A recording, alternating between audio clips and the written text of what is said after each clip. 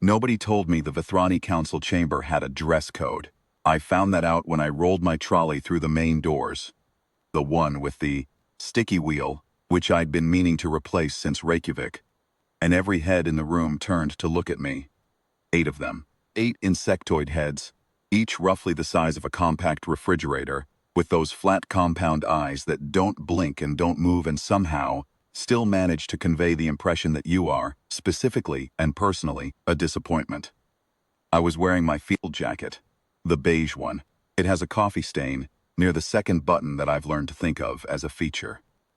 The chamber itself was magnificent, I'll give them that.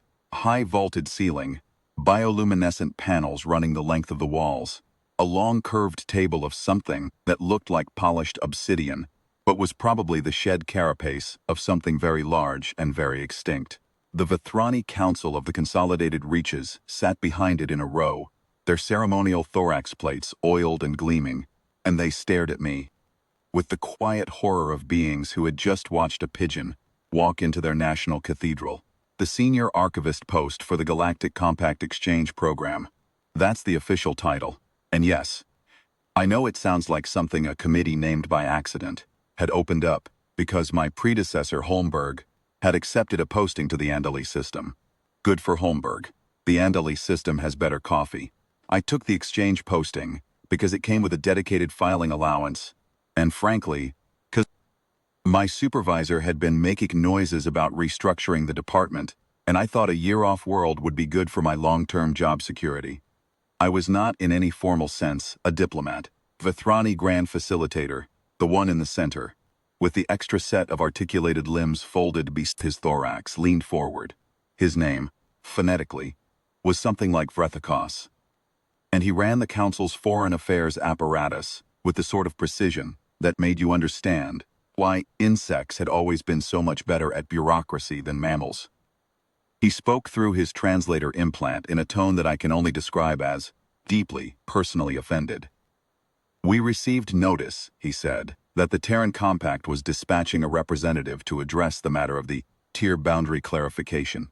That's right, I said. We were expecting someone of. He paused. And the pause did a great deal of work. Standing. I looked down at my trolley.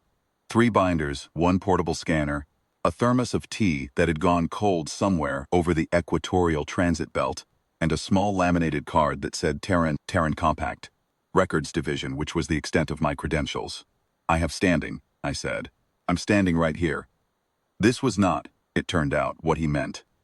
Vrethakos unfolded one of his secondary limbs and gestured at the rest of the council, which had begun making a noise I can only describe as synchronized disapproval. They'd been briefed, they said. They'd prepared statements.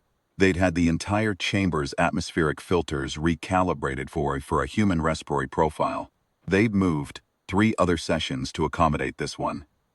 The frontier boundary clarification was a matter of considerable strategic significance. It bore on access rights to 4 transit corridors and the mineral licensing arrangements for what they called the reach of settling dust, covered something like 11 inhabited systems, and Earth had sent me. Vrethakos spoke at length about the gravity of the situation, about the importance of peer-level engagement between species of standing, about the Vethrani Consolidated Reaches' long history of diplomatic protocol, and the respect that protocol deserved, about the fact that my trolley appeared to have a broken wheel. I let him finish. I've found that's usually the right move.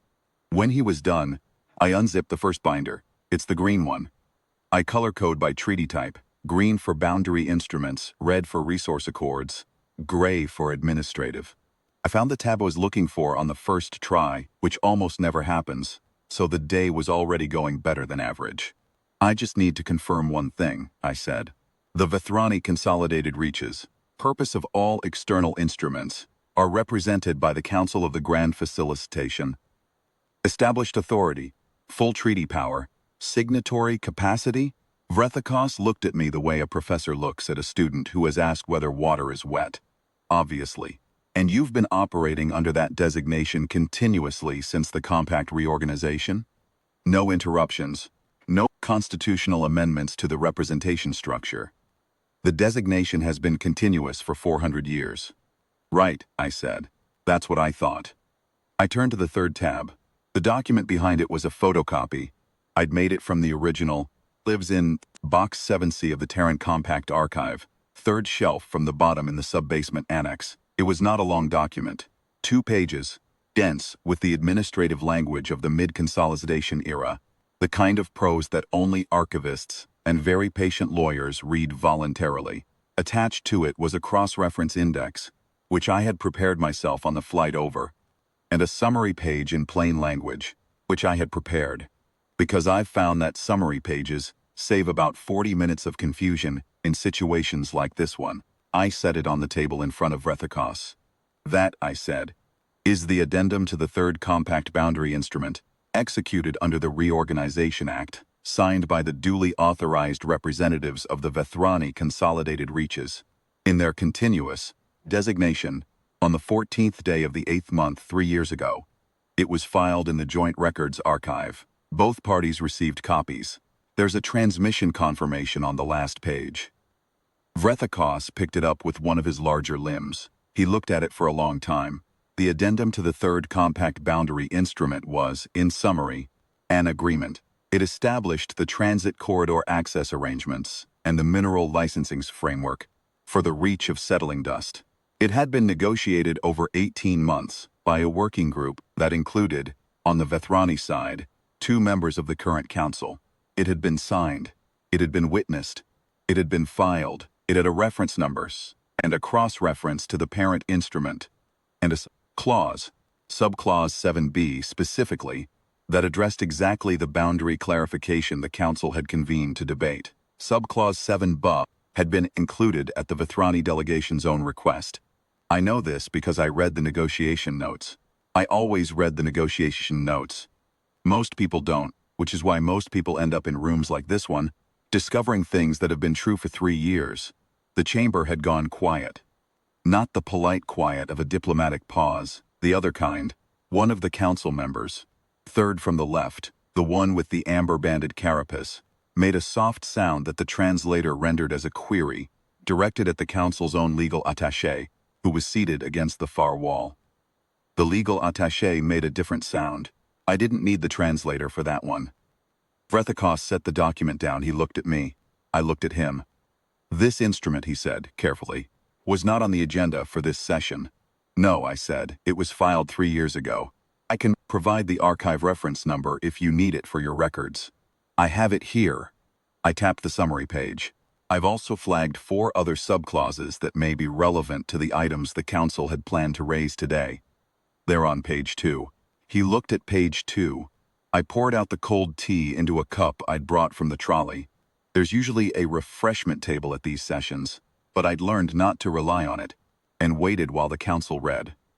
I've had the waiting part down for years. It mostly involves standing still and keeping your expression somewhere between neutral and mildly interested. Not bored, because bored reads as rude. Not engaged, because engaged invites questions before people are ready to ask them.